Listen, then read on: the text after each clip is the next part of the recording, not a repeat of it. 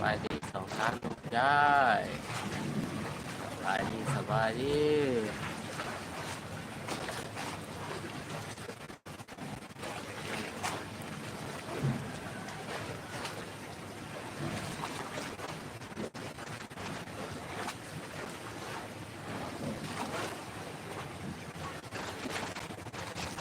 ผมมาทางพัดท้ายผมมาคุยอะไรเด้อพี่น้อง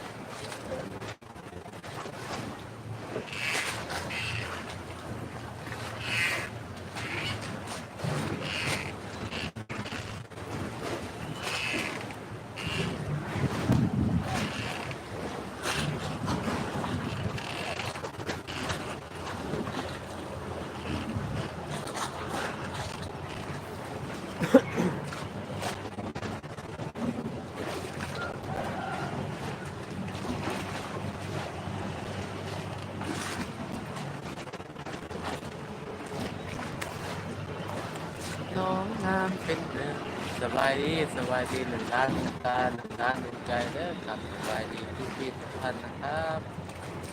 มาทำมาท่ายมาคุยมาให้กำลังใจเด้อพี่น้อง